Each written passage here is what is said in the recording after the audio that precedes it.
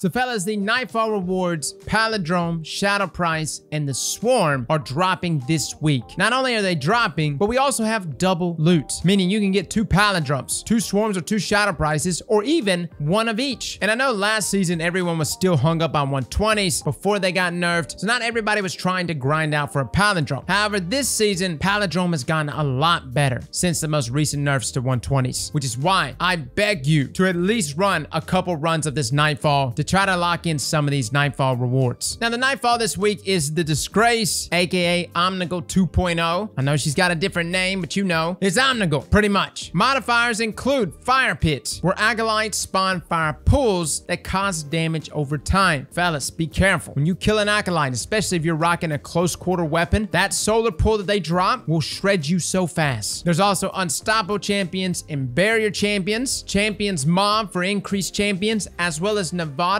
or maybe it's Navatos. I know they say they're the Nightfall, but I can't even recall right now. But essentially, increase incoming arc and environmental damage. Now, I know I just said a second ago that Fire Pit will mess you up. Well, so will arc damage. And I really highly suggest, guys, rocking an arc resist mod. And I actually found success with a single concussive dampener mod, as well as arc resist, both to offset the AoE damage from Fire Pit and the attacks from Boomer Knights. Now, team synergy this week, guys. We bounce back and forth. I did try to use the Yeet method. It's tough. Did we make it work last week? Yes. Can it still work this week? Perhaps. And it actually did work for us a couple of Nightfalls, but there were many times I would go in and get the kill on a champion with my sword, would kill them, but of course, I would happen to hit an acolyte in the process, which would drop that Fire Pit, which of course I'm like stuck in my animation, and I would die to it. Long story short, the Yeet method, although very nice for its damage, especially in the boss room, was not the best for the rest of the Nightfall. We found that rocking 2 Anarchies, I was rocking Wither Horde and a rocket launcher. This was essentially Les's loadout, and this was Bombat's loadout. As far as subclasses though, we did rock 2 Stasis Warlocks with Bleak Watchers, simply because there is a lot of ads pouring out. Bleak in combination with Ice Flare Bolts was locking them in place. My favorite fragment combinations include Whisper of Torment, Whisper of Durance, Whisper of Bonds, as well as Whisper of Chains. Honestly, all of these things were still producing me lots of Stasis turrets, and I'm not even rocking Eye of Another World, and that's normally what we rock, and that's exactly what Bombat's rocking there. Eye of Another World, of course, drops that ability cooldown greatly, but we had a situation in this Nightfall where we were running out of ammo. One of us had to wear AEON Gauntlets, which, yes, are extremely good in Grandmasters. AEON Souls, guys, with Sect of Insight, will produce heavy and special ammo for your teammates on finishes, especially against champions. You don't have to rock this on Warlock. Normally, in the past, I would rock this exotic on my Revenant Hunters, as they're a little more elusive. I can get in, lock enemies in place, and then proceed to push up to get the finish. But rocking AEON Gauntlets, especially in this Nightfall, where the boss is as tanky as she is, and there is just a ton of ads constantly pouring out, we found that we were constantly in need of more heavy ammo, or at least Bombat and Les were. I'm rocking Wither Horde, they're rocking Anarchy. Now, in terms of what I'm utilizing, Breach and Clear with Wither Horde is extremely nasty. It applies that debuff, and if you got room on your gauntlets, guys, you can rock Unstoppable Grenade Launcher mod as well, since there's Unstoppable Champions. Now, I am rocking Anti-Barrier Auto Rifle in combination with the Shadow Price, which just dropped today for us, Disruption Break. Yes, it still works against barrier champions. I get comments all the time. They're like, yo, Disruption Break doesn't work anymore. Lies. Yes, it does. You 100% want to rock Disruption Break on your primary weapons when busting barrier champions. So considering this week you have to deal with Arc and Solar Shields, Shadow Price is a great option. Now, Les was rocking Vision, and Bombat was rocking Eternal Blazon. Both scout rifles, both very, very good, especially in that open area where the ships are all coming in and you're kind of far back from all the enemies. I was rocking an auto rifle because, of course, I'm playing with Wither Horde, so I'm playing a little more up close to my enemies. Now, again, if you're going to be rocking Stasis turrets, I would highly advise rocking Firepower. Again, you regain a portion of your grenade energy when you use your grenade, so when you cast out the Stasis turret, it does consume 1 stack of Charge with Light, but it stacks with things like Eye of Another World, and yes, does help with that cooldown even more. And again, remember, guys, you can double stack these mods together. You can rock 2 Firepower mods or more. But again, you want to offset this and balance this with things like taking charge, things that are actually giving you charges. And of course, considering I am going in and finishing lots of enemies, Reactive Pulse is really nice, granting me an overshield. And I feel like at some point, we're going to have to just make like a builds 101 guide that's not necessarily dedicated to one particular build, but instead how to create a build. And that's simply the balance between being offensive as well as defensive. Because having a lot of offense is good, and sometimes overwhelming the enemy is possible, but there are times you need to balance things. And this is a Nightfall you want to balance things and try to be a little more defensive, whether that's with protective light or other means. Somebody even brought up the mod recuperation, which is also really nice. Yes, you have to give up a scav spot. So again, you got to weigh these things. Do I want more ammo or do I want to live? Now let's talk about the Nightfall itself, guys. It opens up in this room right here. You've got a number of ads that will be pouring out there on your right. And if you don't deal with them immediately, they will push your stuff in. I mean, they will come up in there and kill you all. I highly advise to always deal with the ads on the right first and kind of work this room counterclockwise. Yes, there's a barrier champion out there in the middle. You can deal with that champion, but again, work those ads starting from the right and work counterclockwise. And again, as you're working counterclockwise, understand you'll have ads spawning from different points throughout the room. So be careful, because if you push up too much and you rotate too hard, you'll suddenly find yourself surrounded, as there will be ads periodically spawning from all of these points. But deal with those ads in a counterclockwise manner. You'll then be able to unlock that doorway, and a number of ads will pour down, as well as a barrier champion. Now, Les would normally open up with the Chaos Reach, clear the ads out. We would deal with the champion right there as well. This is a perfect opportunity for whoever it is on your team rocking AEON Gauntlets to get a finish off and produce ammo for the fire team. Now, you'll move up to this next room. Now, this room can be absolutely hell, and I'm not even talking about the first portion of this room where you have 2 barrier champions. That's the easy part. Deal with those champions, but then when you get out into this open area, it is extremely chaotic. You'll have a number of champions to deal with. You'll have champions that will spawn in the very back. You'll have a number of ships coming in, dropping in ads. If you push up too far, you will find yourself very quickly being surrounded and dead. Stasis turrets are your friend here, guys. How Bombat and I were doing it was I would actually drop a stasis turret way out, almost underneath where the drop ships were coming. And then Bombat would actually drop a stasis turret right there, almost at the doorway, a little further out. That way, whatever ads actually does get outside of that ship territory and evaded my turret, the turret closest to us would catch them. Not really something intentionally done by either one of us. That's just how we were placing our turrets. It just wound up being the best way to place them. Now, arguably the most difficult portion here is actually the 2 barrier champions that spawn on the outside, and you'll have 1 on either side. You want to deal with these champions as fast as you can, preferably with the weapon choices that Bombat and Les were using, and even myself with Witherhorde. Les was actually sniping them. Bombat had a scout rifle, of course, and I was trying to help out as much as I can. But if you have a rocket launcher, be careful, and even a GL, because I found myself when I would hit one of these barrier champions with a rocket, it would actually push the barrier champion backwards